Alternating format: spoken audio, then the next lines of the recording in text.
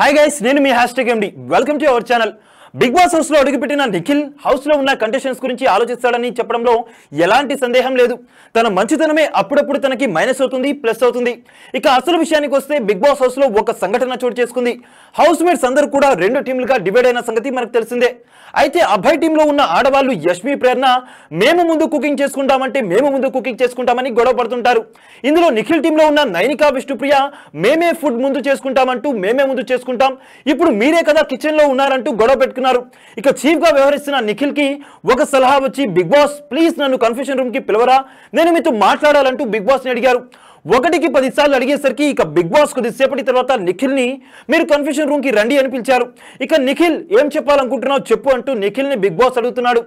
ఎందుకు confusion room కి రావాలనుకుంటున్నావు నిఖిల్ అని అడిగితే, బిగ్ బాస్ నాకు ఒక చిన్న విన్నపం ఏంటంటే హౌస్ లో రెండు టీంలుగా కొనసాగుతున్నాయి. నా టీము అభయ్ టీం అయితే వంట చేసుకునే దగ్గర అవతల టీం వాళ్ళు మా టీం వాళ్ళు కొంచెం గొడవలు పెట్టుకుంటున్నారు. అలా కాకుండా ఒక టీం వాళ్ళకి కొంత సమయం, రెండో టీం వాళ్ళకి మరికొంత సమయం ఇస్తే బాగుంటుందేమో. అది కూడా మా టీం సభ్యులు వంట చేస్తున్నప్పుడు కేవలం వంట దగ్గర 3 సభ్యులు మాత్రమే ఉండాలి, అలాగే అభయ్ టీంలో వంట చేస్తున్నప్పుడు వాళ్ళ టీం నుంచి కూడా 3 మాత్రమే ఉండాలి అని బిగ్ బాస్ కి తెలియజేశారు.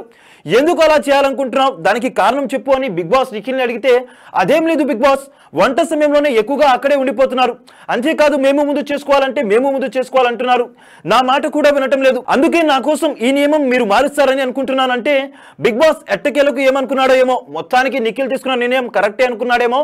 వెంటనే వాళ్ళకి అనౌన్స్ చేసి చెప్పాడు బిగ్ బాస్. దీంతో నిఖిల్ అయితే చాలా హ్యాపీ ఫీల్ అయ్యి థ్యాంక్ యూ బిగ్ బాస్ అని అన్నాడు. మొత్తానికి నిఖిల్ తీసుకున్న మంచి ప్లాన్ కి బిగ్ బాస్ కూడా వత్తాసు పలకడం సూపర్ అనే చెప్పాలి. ఏదేమైనా సరే బిగ్ బాస్ చరిత్రలో ఇది నిల్చుండిపోయే రోజనే చెప్పాలి. ఎందుకంటే ఫస్ట్ సారి బిగ్ బాస్ రూల్ ని మార్చేశాడు. నిఖిల్ తీసుకున్న ఈ ప్లాన్ పై మీరేమనుకుంటారన్నది కామెంట్ చేసి తెలియచేయండి. మరిన్ని ఇలాంటి లేటెస్ట్ అప్డేట్స్ కోసం చూస్తూనే ఉండండి మా ఛానల్.